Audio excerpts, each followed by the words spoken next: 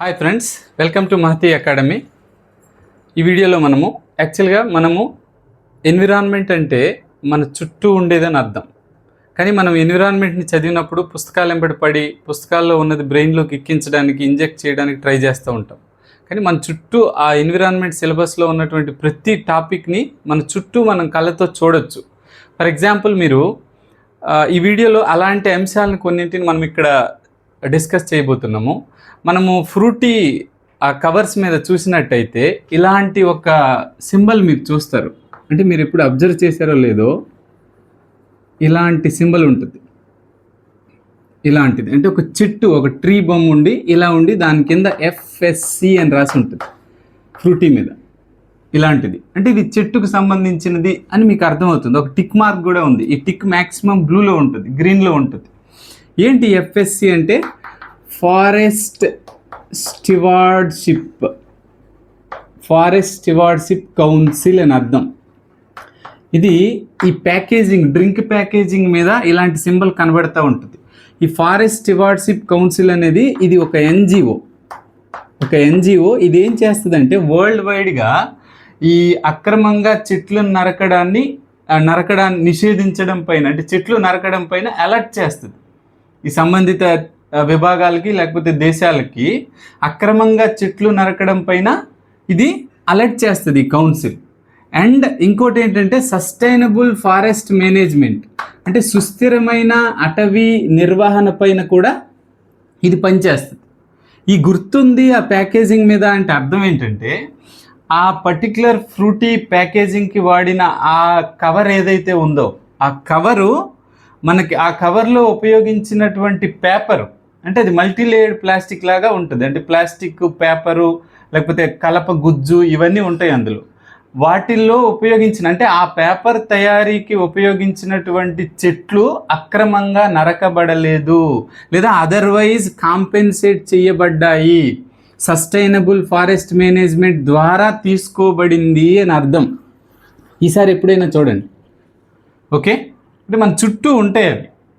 And ఇంకొక point మీరు చూసినట్లయితే, ఇప్పుడు సాలిడ్ వేస్ట్ మేనేజ్మెంట్ రూల్స్, కొత్త రూల్స్ వచ్చినాయి 2026 అని. ఆ రూల్స్లో ఫస్ట్ మీరు చదువుతారు, బుక్స్లో ఉంటుంది రిఫ్యూజ్ డిరైవ్డ్ ఫ్యూయల్ అని, RDF అని, రిఫ్యూజ్ డిరైవ్డ్ ఫ్యూయల్ అని. అయితే ఏముంటుంది, కొత్త sustainable solid waste management rules ప్రకారం ఈ ఏవైతే హార్డ్ టు ఎబేట్ అంటారు, అంటే ఈ సిమెంట్ ఇండస్ట్రీ కానీ లేకపోతే థర్మల్ పవర్ స్టేషన్స్లో కానీ వాళ్ళు వాడే సాలిడ్ ఫ్యూయల్, అంటే బొగ్గు ఇలాంటి వాటిల్లో క్రమంగా 5% మినిమము, 5% నుంచి 15% వరకు రిఫ్యూజ్ డిరైవ్డ్ ఫ్యూయల్ వాడాలి. అవి ఖచ్చితంగా వాడాలి, మ్యాండేటరీ అన్నట్టు ఈ రూల్స్ ప్రకారం మీరు చదువుతారు. బట్ మనం what is refuse derived fuel, ఏంటిది, ఎక్కడి నుంచి తీస్తారు, దానికోసం తెలుసుకోవాలి. రిఫ్యూజ్ డిరైవ్డ్ ఫ్యూయల్ అంటే it's a renewable energy source, పునరుత్పాదక ఇంధన వనరు. మరి అంటే ఇప్పుడు సోలార్ లాగా, విండ్ లాగా, మరి ఇది ఎక్కడి నుంచి వస్తుంది? పునరుత్పాదక ఇంధన వనరు అయితే దీనికి బేస్లో ఉన్న తరిగిపోని ఇంధన వనరు ఏది అంటే మున్సిపల్ సాలిడ్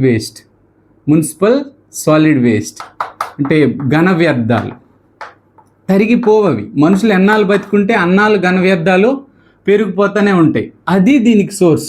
మరి వాటి నుంచి సాలిడ్ వేస్ట్ లేదా ఘన వ్యర్థాల నుంచి రిఫ్యూజ్ డిరైవ్డ్ ఫ్యూయల్ ఎలా తయారు చేస్తారు అంటే, ఈ సాలిడ్ వేస్ట్లో ఏవైతే నాన్ రీసైక్లబుల్ ఉంటాయో, అంటే పునర్వినియోగం చేయలేని పదార్థాలు ఉంటాయి, కొన్ని నాన్ రీసైక్లబుల్ పదార్థాలు ఉంటాయి. అలాగే కంబస్టబుల్ అంటే మండే ఉంటాయి, మండగలిగే ఉంటాయి. లైక్ ఇప్పుడు పేపర్ కానీ, వాడి పారేసిన టెక్స్టైల్, పాత బట్టలు కానీ ఇలాంటివి మండుతాయి. అలాంటి వాటిని వేరు చేస్తారు. వాటిల్లోంచే ఇంకా అందులో ఇనర్ట్ పదార్థాలు ఉంటే తీసేస్తారు. ఇనర్ట్ పదార్థాలు అంటే జడ పదార్థాలు, అంటే మట్టి కానీ, గ్లాస్ కానీ ఇలాంటివి కానీ ఉంటే తీసేసి ఈ రెండు పదార్థాలు నాన్ రీసైక్లబుల్ అండ్ కంబస్టబుల్, మండేవి, పునర్వినియోగం చేయలేనివి, రీసైకిల్ చేయలేనివి పట్టుకొని బాగా ఎండబెట్టి వాటిని పెల్లెట్స్ లాగా చేస్తారనమాట.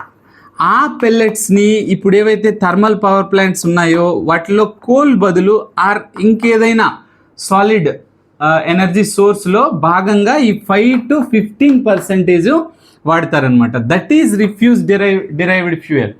ఇది మన చుట్టూ జరుగుతుంటుంది. మన చుట్టూ జరిగే ఇంకొక అంశం చూడండి. మీరు ఇదే ప్లాస్టిక్ ఏదైనా వాటర్ బాటిల్ కానీ ఏదైనా ఈసారి కింద చూడండి, దానికి ఇలా చేజింగ్ యారోస్ ఉంటాయి దానిపైన. అంటే ఇలా అంటే ఒకదానికొకటి చేస్తున్న యారోస్ ఒక పక్కే ఉంటుంది. యారో ఇలా ఒక పక్క ఉంటుంది, ఉండి దానిలో ఒక నెంబర్ ఎట్లా ఉంటుంది 1 అని. ఆ నెంబర్ ఏం చూస్తుంది, ఇదేం చూస్తుందో మీకు తెలిసే ఉంటుంది. అంటే ఈ పదార్థం రీసైకిల్ అవుతుంది అని ఒక సూచన. అంటే ఎగ్జాక్ట్లీ అది ఉన్నంత మాత్రాన రీసైకిల్ అయిపోవడం కుదరదు. అంటే కొన్నిసార్లు రీసైకిల్ అవ్వడం అనేది ఫైనాన్షియల్లీ కూడా వైబుల్ అవ్వాలి. వైబుల్ అయితేనే రీసైకిల్ అవుతుంది. అర్థమవుతుందా మీకు? లేకపోతే రీసైకిల్ అర్థం లేదు. ఇప్పుడు రిఫ్యూజ్ డెరైవ్డ్ ఫ్యూయల్ కూడా ఏంటి, ఇది సర్క్యులర్ ఎకానమీకి దారితీస్తుంది, అంతే కదా. సర్క్యులర్ ఎకానమీ అంటే ఒక సాలిడ్ వేస్ట్ని తీసుకొచ్చి మళ్ళీ మనము ఫ్యూయల్గా వాడుకుంటున్నాం. సో అయితే రీసైకిల్ కదా అది. ఈ సింబల్ మీకు కనబడతా ఉంటుంది ప్లాస్టిక్ బాటిల్స్ పైన, మనం చూడము. ఇందులో నెంబర్స్ ఉంటాయి, 1 to 7 నెంబర్స్ మీరు గరిష్టంగా చూస్తారు. ఏంటి 1 చూపించేది? రెజిన్ ఐడెంటిఫికేషన్ కోడ్ అంటారా. 1 ఏం చూపిస్తుంది అంటే అది వాట్ టైప్ ఆఫ్ ప్లాస్టిక్. ఆ వాటర్ బాటిల్ ఉందనుకుంటే అది ఏ టైప్ ఆఫ్ ప్లాస్టిక్ అనేది చూపిస్తుంది. 1వ నెంబర్ ఉందనుకోండి, దాన్ని PET అంటారు, పాలీఇథిలిన్ టెరాప్థలేట్, లేకపోతే పాలిథిన్ టెరాప్థలేట్ అంటారు. దానిపైన PET అని రాసి ఉంటుంది కూడా. వాటర్ బాటిల్ కింద మీరు చూసినట్టయితే ఈ సింబల్ ఉండి 1 నుండి దాని కింద PET అని రాసి ఉంటుంది, పాలీఇథిలిన్ టెరాప్థలేట్. దీన్ని కొంతవరకు రీసైకిల్ చేయొచ్చు. అలాగే ఇంకొకటి 2 ఉందనుకోండి, అక్కడే 2 ఉంటే హై డెన్సిటీ పాలిథిన్ లేకపోతే పాలీఇథిలిన్. దాన్ని హై డెన్సిటీ ఉంటే దాన్ని ఈజీగా రీసైకిల్ చేయొచ్చు, బాగా గుర్తుపెట్టుకోండి. ఇక అందులోనే 3 ఉందనుకోండి, పాలీవినైల్ క్లోరైడ్. చాలా ఇప్పుడు PVC పైపులు, వాటర్ పైపులు తయారవుతుంటాయి, అంటే మన ప్లంబింగ్ పైపులు. అది చాలా డేంజర్. వినైల్ క్లోరైడ్ అది రీసైకిల్ కాదు. అంటే వినైల్ క్లోరైడ్ అనేది టాక్సిక్ అనమాట. అది అంటే విషవాయువు అది వినైల్ క్లోరైడ్. ఓకే. ఇక 4 ఉందనుకోండి, అది లో డెన్సిటీ పాలీఇథిలిన్. లో డెన్సిటీ అంటే తక్కువ సాంద్రమైనది, అస్సలు భూమిలో కలదు. ఎక్కువ సాంద్రమైనది రీసైకిల్ చేయొచ్చు, తక్కువ సాంద్రమైనది భూమిలో కలదు, రీసైకిల్ చేయడం కూడా కష్టం. అందుకే ఈ పాలిథిన్ మందం పైన అట్లీస్ట్ 120 మైక్రాన్ ఉండాలన్నట్టు నిబంధనలు ఉన్నాయి. అర్థమవుతుందా? నెక్స్ట్ ఇక 5, అందులోనే 5 ఉందనుకోండి, అట్లా ఉంటాయి. 5 మీకు పాలీప్రొపిలీన్. ఓకే. 6 ఉందనుకోండి, పాలిస్టెరీన్. 7 ఉంటుంది, it's a very dangerous plastic.